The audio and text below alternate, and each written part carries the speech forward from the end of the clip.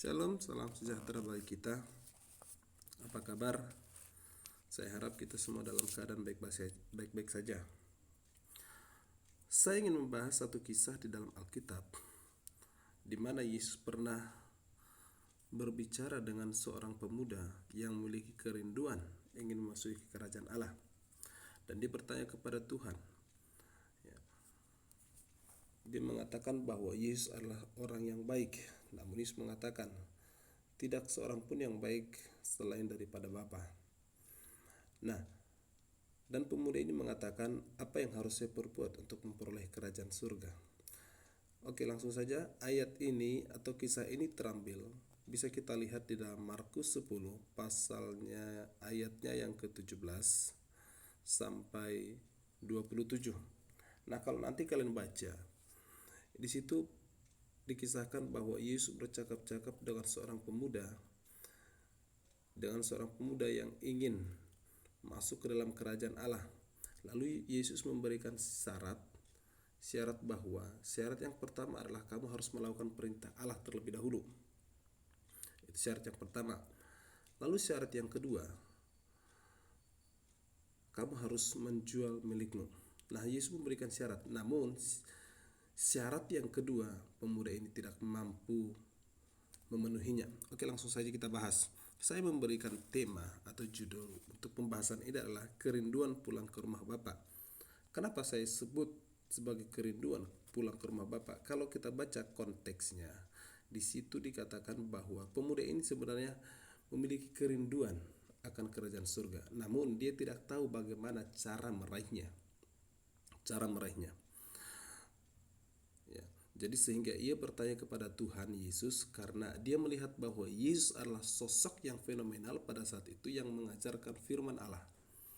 Dan dia merasa bahwa Yesus adalah orang yang sangat tepat sebagai sumber pertanyaan bagi dia atau sebagai sumber jawaban bagi dia untuk meraih kerajaan surga tersebut. Nah, jadi saya percaya kita juga memiliki kerinduan untuk pulang ke rumah Bapa. Karena suatu saat, cepat atau lambat, kita akan meninggalkan dunia ini dan kita tidak tahu kemana kita akan pergi. Kalau hidup kita benar, kita akan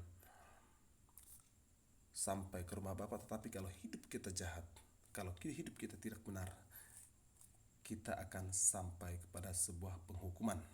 Nah, jadi dalam pembahasan ini ada 3 hal yang saya berikan, yang ingin saya jadikan poin, yaitu adalah 3 hal yang harus kita lakukan agar diperkenan memasuki rumah Bapa. Ya, karena saya yakin kita semua memiliki kerinduan untuk pulang ke rumah Bapa. Nah, itu sebabnya saya memberikan 3 poin. Ya, 3 poin yang harus kita lakukan agar kita diperkenan memasuki rumah Bapa. Yang pertama adalah seperti yang saya katakan tadi, melakukan perintah Allah. Markus 10 ayatnya yang ke-17. Ya, ini ayatnya saya akan bukakan. Saya akan bacakan. Semoga nanti setelah kita selesai, ya, kita mendapatkan sesuatu yang baru dan hidup kita bisa diubahkan dari pendengaran pembelajaran firman Tuhan pada saat ini.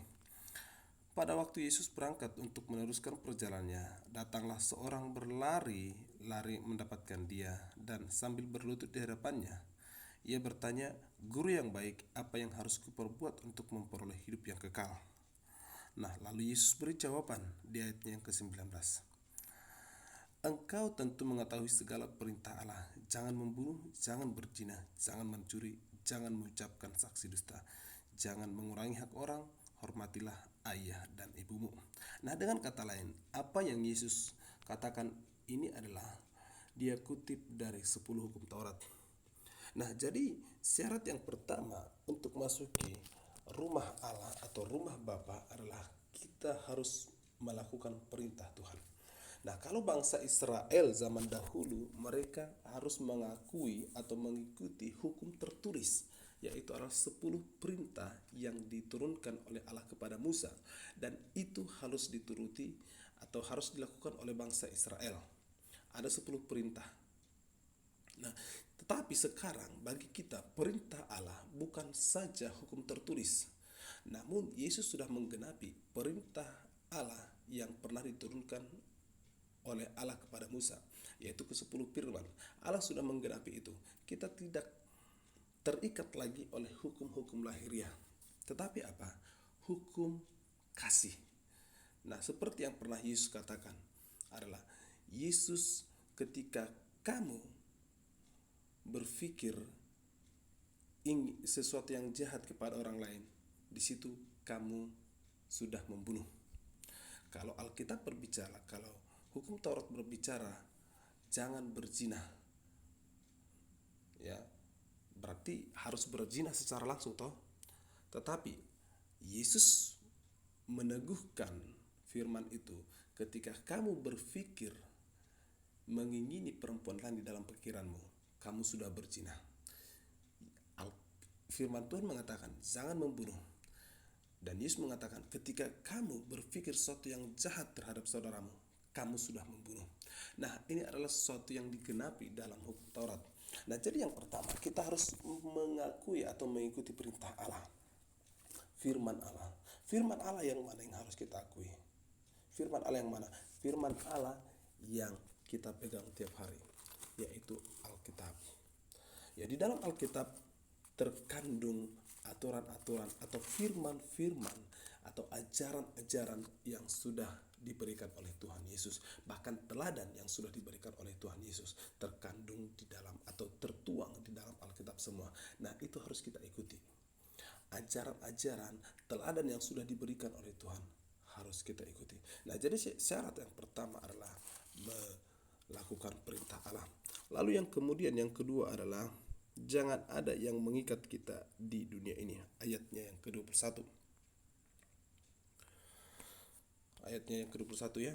Jadi poin yang kedua, jangan ada sesuatu pun yang mengikat kamu di dunia ini. Saya akan bacakan. Tetapi Yesus memandang dia dan menaruh kasih kepadanya, lalu berkata kepadanya, hanya satu lagi kekuranganmu. Pergilah, jualah apa yang kau miliki dan berikanlah itu kepada orang-orang miskin, maka engkau akan peroleh harta di surga. Kemudian datanglah kemari dan ikutlah aku. Dengan kata lain, Yesus ingin menekankan, kamu itu kaya, kamu itu beruang, ya.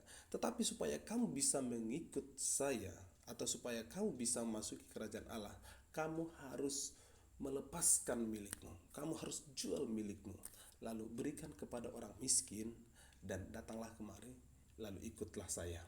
Nah, dengan kata lain, Yesus ingin mempersiapkan pemuda ini menjadi seorang pemberita Tuhan, atau pemberita Injil, atau seorang rasul, ya. Namun dia tidak siap, karena kenapa? Dia sangat kaya, dia seorang yang kaya. Nah, dengan kata lain, kekayaannya sudah mengikat dia. Kekayaannya, materi yang dia miliki sudah mengikat dia. Kalau kamu pernah baca satu ayat dalam Alkitab yang mengatakan ada seorang yang mengumpulkan makanan, ya, mengumpulkan makanan yang sangat banyak dalam lumbungnya. Lalu ia berkata, tenanglah hai jiwaku, sudah tersedia makanan bagimu bertahun-tahun. Jadi dengan kata lain, makanan yang sudah tersedia ini membuat dia tenang, dan sehingga dia tidak usah bekerja dengan waktu yang lama. Lalu firman Allah mengatakan, hei orang bodoh, kemana malam ini juga nyawamu akan diambil daripadamu, kemanakah itu? Nah, dengan kata lain, rasa nyaman terhadap materi itu jangan mengikat kita. Satu hal yang harus mengikat kita adalah yaitu kecintaan kita akan Tuhan. Materi jangan mengikat kita.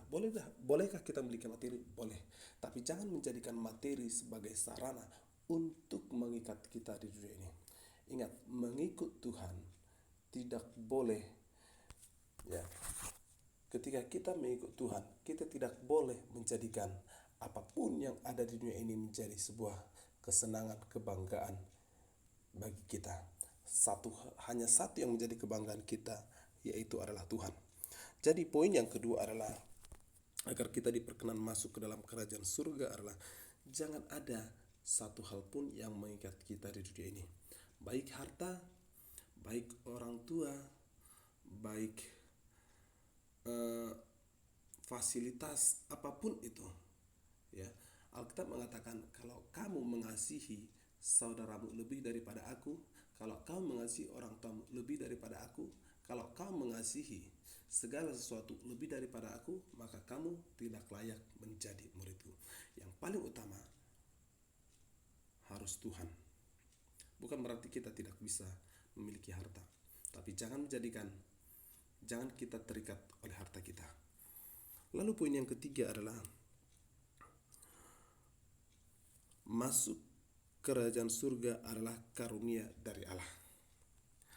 Ayatnya yang ke-27. Ya.